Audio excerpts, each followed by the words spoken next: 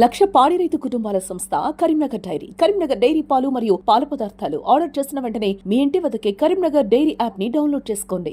అంటే ఇప్పుడు మీకు మీ కుటుంబానికి సర్పంచ్ గా చేసిన అనుభవం ఉంది. అవును. సో అనుభవంతో ఈ కార్పొరేటర్ మీరు బరిలో దిగుతున్నారు కదా. సో మరి ప్రజలతో మీరు ఖచ్చితంగా ఈ డివిజన్ లో గెలవబోతున్నారా? మరి ఖచ్చితంగా వెళ్తాను. ఇప్పుడు మరి మీ డివిజన్ ప్రజలకు, 4వ డివిజన్ ప్రజలకు మీరు ఎలాంటి హామీలు ఇస్తున్నారు? అదే సార్, ఇప్పుడు చిన్న చిన్న ప్రాబ్లమ్స్ మీ 4వ డివిజన్ లో అటు బీజేపీ నుంచి వెళ్ళి, కాంగ్రెస్ నుంచి వెళ్ళి కానీ కొంతమంది ఇండిపెండెంట్ గా కూడా పోటీ చేస్తున్నారు. సో వాళ్ళకున్న బెజ్జంకి అంజయ్యకు తేడా ఏంటంటే మీరు ఏం చెప్తారు? మరి ఏం చెప్తారంటే సార్, ఇక్కడ మీ కుటుంబానికి సర్పంచ్ గా చేసిన అనుభవం ఉంది. మరి మీరు ఆ సర్పంచ్ గా చేసిన అనుభవంలో ఆ సమయంలో మీరు ఎలా డెవలప్ చేశారు మీ గ్రామాన్ని? సార్ అప్పుడు మేము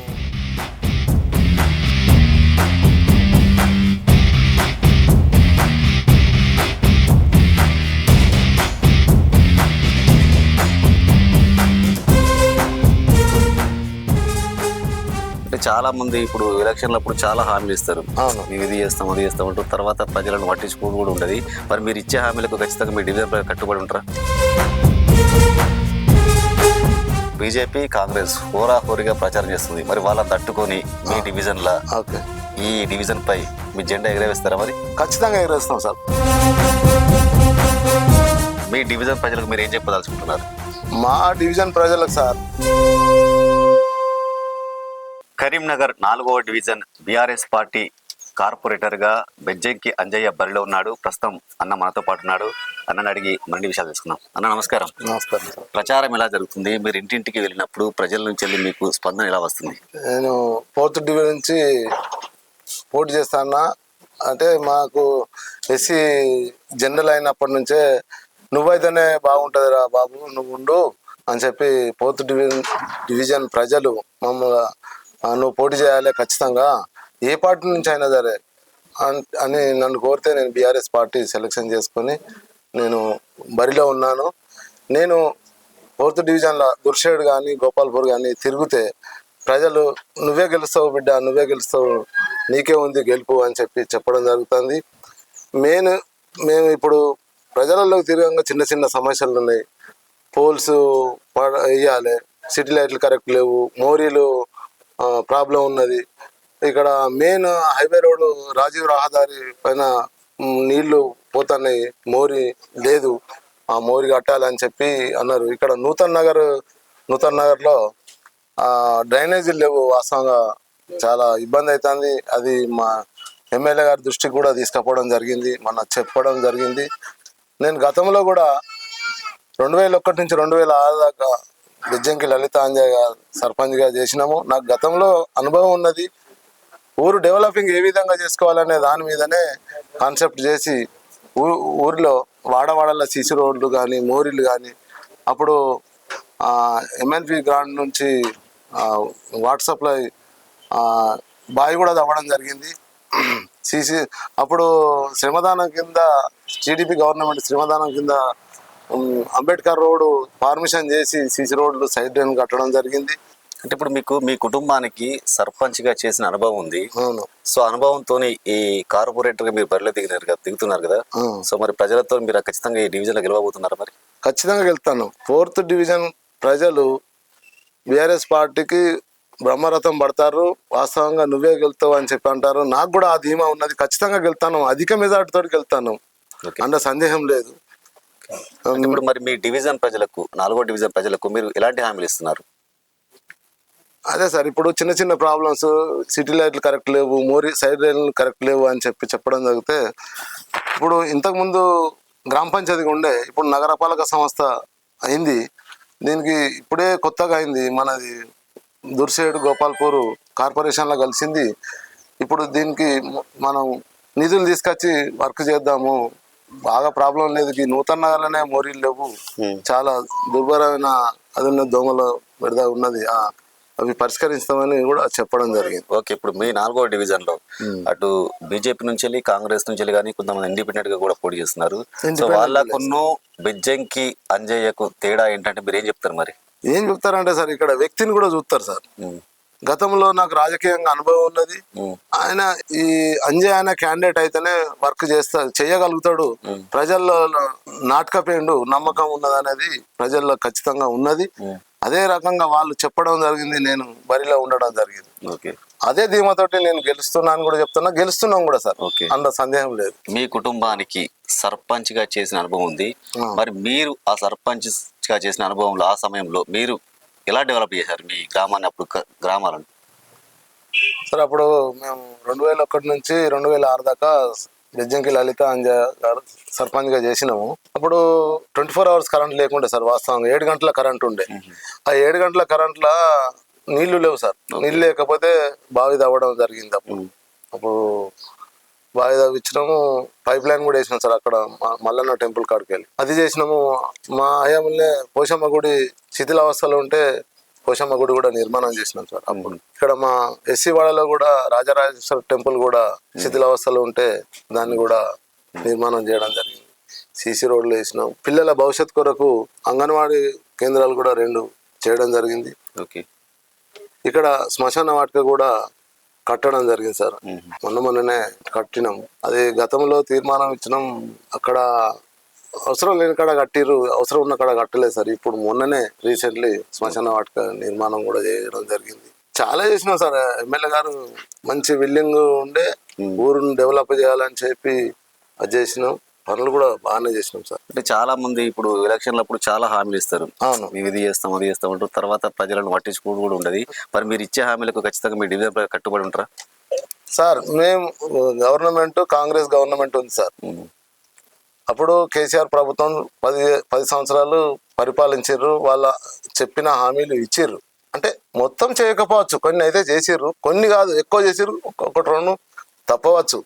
ఇప్పుడు కాంగ్రెస్ గవర్నమెంట్ కూడా ఇది 4,000 పింఛన్ ఇస్తామన్నారు, ఇయ్యలేదు. ఇప్పుడు యూరియా బస్తాలు కూడా టిఆర్ఎస్ గవర్నమెంట్ ఉన్నప్పుడు రైతుకు ఎక్కడైతే ఇప్పుడు మనకి ఇవి అందుబాటులో ఉంటాయో అవి ప్రొవైడ్ చేసిర్రు. ఇప్పుడు రైతులు ఎంత ఇబ్బంది పడతారో వాళ్ళకు గవర్నమెంట్ కనిపిస్తలేదా అని నేను అడుగుతున్నా సార్ వాస్తవంగా. అంటే ఇప్పుడు ఇంకొకటి, వాళ్ళు పింఛని 4,000 చేస్తామన్నారు, ఇస్తలేరు. ఇప్పుడు ఎలిజిబుల్ క్యాండిడేట్ వాస్తవంగా చూస్తే మేము తిరగంగా మాకు పింఛన్ వస్తలేదు, మీరు ఓట్లప్పుడే అడుగుతారంటే అమ్మ గవర్నమెంట్ ఇస్తలేదు, వాళ్ళు ఆల్రెడీ సార్ ప్రొసీడింగ్ ఇచ్చిర్రు, డబ్బులు ఇస్తలేరు. వాస్తవంగా ఎలిజిబుల్ క్యాండిడేట్ లేని వాళ్ళకి ఇస్తారు, ఎలిజిబుల్ వాళ్ళకి ఇస్తారు. వాస్తవంగా ప్రజలకు కొంచెం అన్యాయం జరుగుతుంది, అందులో సందేహం లేదు సార్. ఇప్పుడు ప్రజలలో మనం ఉంటాము, ఇప్పుడు మీరు హామీలు ఇస్తారు, ఓట్లు అప్పుడే అడుగుతారు అంటే అట్లాంటిది ఏం కాదు. సాధ్యమైనంత వరకు ఆఫీసర్ల దృష్టికి తీసుకుపోయి ప్రాబ్లం సాల్వ్ చేయడానికే మనం ముందుకు వస్తాను అని చెప్తాను సార్. అంటే ఇప్పుడు మీ పార్టీ రూలింగ్ లో లేదు, పార్టీ రూలింగ్ ఉంది. అవును సార్. మరి మీ దృష్టికి సమస్యలు తీసుకొస్తే ఆ ప్రజా సమస్యలకు మీరు వాళ్ళతో కొట్లాడి ఆ సమస్యలను పరిష్కరిస్తారు? మరి పరిష్కరిస్తాం సార్, ఆఫీసర్ల దృష్టికి తీసుకుపోతాం సార్. గవర్నమెంట్ రెస్పాండ్ కాకపోతే మనం ఏం చేస్తాం సార్? గవర్నమెంట్ వాళ్ళ దృష్టికి తీసుకుపోతాం, ప్రజలలో కూడా చెప్తాం, ఇగో ఇది చెప్పినాం, మేము ప్రతిపక్షంగా ఉన్నాం అని చెప్పడం జరుగుతుంది సార్. నిధులు ఇవ్వకపోతే ఆఫీసర్లను నిలదీయమా సార్? ఎందుకు మేము ఇప్పుడు ఒక ఊరు ఇప్పుడు 4th డివిజన్ ను డెవలప్ చేస్తామని చెప్పి ముందుకు వస్తున్నాం సార్. మేము ప్రజలకు హామీ ఇస్తున్నాం, ఎలిజిబుల్ క్యాండిడేట్లకే వర్క్ చేయాలి, ఎలిజిబుల్ క్యాండిడేట్లకే పింఛన్ ఇవ్వాలి. ఏ వాళ్ళకు ఉన్న వాళ్ళకు ఇచ్చి ఎందుకు గవర్నమెంట్ అది చేసుడు అనేది నా ఆవేదన. వాళ్ళు ఇవ్వకపోవడు అనేది ఉంటే ఆఫీసర్లను మాత్రం నిలదీస్తాం సార్, అందులో సందేహం లేదు సార్. అంటే ఇప్పుడు మీ డివిజన్ 4వ డివిజన్ సార్, బీజేపీ కాంగ్రెస్ హోరాహోరీగా ప్రచారం చేస్తుంది. మరి వాళ్ళని తట్టుకొని మీ డివిజన్ లా ఈ డివిజన్ పై మీ జెండా ఎగరవేస్తారా? మరి ఖచ్చితంగా ఎగరేస్తాం సార్. 4th డివిజన్ లా బీఆర్ఎస్ పార్టీ అధిక మెజార్టీతో వెళ్తాను సార్, అందులో సందేహం లేదు సార్. మీరు చూడరి, ఇప్పిన రోజు చూడండి. అంటే బెజ్జంకి అంజయ్యకే ఓటు ఎందుకు వేయాలంటే మీరేం చెప్తారు? మరి బెజ్జంకి అంజయ్యకు ఓటు ఎందుకు వేయాలంటే సార్, ఇప్పుడు నాకు గతంలో అనుభవం ఉంది సార్. ఈయన వర్క్ చేస్తాడు, ఎవరైనా కరప్టెడ్ కాదు మనిషి, సాఫ్ మనిషి, ఒకళ్ళని ముంచాలనే తత్వం ఉండదు మనిషి దగ్గర అనేది దాని మీదనే నన్ను మళ్ళా బరిలో ఉంచడం జరిగింది సార్ ప్రజలు, అందులో ఏం లేదు. మరి చివరగా మీ డివిజన్ ప్రజలకు మీరు ఏం చెప్పదలుచుకుంటున్నారు? మా డివిజన్ ప్రజలకు సార్, కారు గుర్తుకు ఓటేసి నన్ను అధిక మెజార్టీతో గెలిపిస్తే నేను ఇచ్చిన హామీలు చిన్న చిన్న హామీలు మోరీలు కానీ స్తంభాలు కానీ లేవు సార్, పింఛన్లు కానీ మేము గవర్నమెంట్ దృష్టికి తీసుకుపోతాం సార్. ఇవ్వకపోతే కూడా నిలదీస్తాం సార్. ఆఫీసర్లు ఎందుకు ఇస్తలేరని కూడా అడుగుతాం సార్.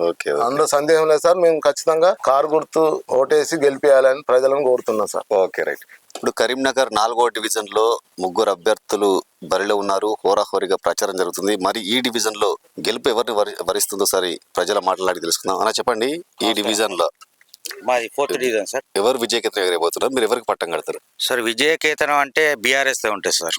ఎందుకంటే ఇక్కడ 4th డివిజన్ లో బెజ్జం కంజయ్ అని వ్యక్తికి ఇచ్చారు.